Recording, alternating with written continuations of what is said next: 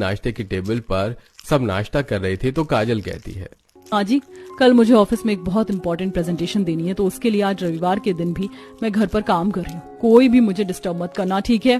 तुझसे तो मैंने सारी उम्मीद ही छोड़ दी है, तू जाकर ऑफिस का ही काम कर। गीता बहू, तुम्हें याद है ना, आज हमारे घर पर खाने के लिए कुछ मेहमान आ रहे हैं। जो जो मैंने बताया था वो सब बना देना। माँ जी, पता नहीं कल रात से क्यों कुछ तबीयत ठीक नहीं लग रही है, बुखार जैसा लग रहा है। रोशनी, जरा छू कर देखना। नाश्ता तो मैंने जैसे तैसे तेजी में बना लिया। हाँ, भाभी का शरीर तो काफी गर्म हो रहा है, लगता है भाभी को बुखार है। अगर कल शाम से तबीयत खराब है तूने बताया क्यों नहीं? चल, मैं तुझे दवाई दिलवा लाती हूँ। माँ जी, मुझे दवाई सूट नहीं करती, मैं काढ़ा बनाकर पी लूंगी तो ठीक हो जाऊंगी, लेकिन अब खाने का क्या करूँ? ऐसी हालत में तो मुझसे तो सब्जी नहीं काटी जाएगी। बहू, मैं पागल थोड़ी ना हूँ जो तुझसे ऐसी हालत में खाना बनवाऊंगी। काजल बहू है ना, वो बना लेगी खाना, तू जाकर आराम कर। माँ जी, अभी तो मैंने आपसे कहा कि कल मुझे इम्पोर्टेंट प्रेजेंटेशन देनी है और आप मुझसे खाना बनवा रही हैं।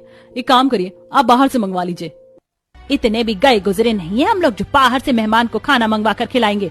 और कितना ही टाइम लगता है 4-5 चीज बनाने में। गीता बहू तो 2-2.5 घंटे में सब बना लेती है। जा जाकर खाने की तैयारी कर। ऑफिस की प्रेजेंटेशन काफी ज्यादा जरूरी थी, इसलिए बेचारी मॉडर्न बहू काजल किचन में ही अपना लैपटॉप रखती है और साथ ही साथ खाना भी बनाने लगती है। कभी काजल की नजर लैपटॉप पर जा रही थी तो कभी कढ़ाई पे, जिसके चलते काजल कढ़ाई में हल्दी डालने के बजाय गलती से अपने लैपटॉप पर हल्दी डाल देती है। हे भगवान, ये क्या हो गया मेरे दिमाग को? खाने में मसाला डालने की बजाय लैपटॉप पर डाल रही हूँ। काजल जल्दी से हल्दी साफ करती है और रोटी बनाने लगती है, लेकिन गलती से रोटी बेलते बेलते काजल बेलन अपने पैर पर ही गिरा देती है। मेरा पैर! इस गीता को भी आज ही बीमार पड़ना था। कितना सब कुछ बनाना है, ऊपर से रसोई कितनी ज्यादा फैल गई, मुझे तो समझ नहीं आ रहा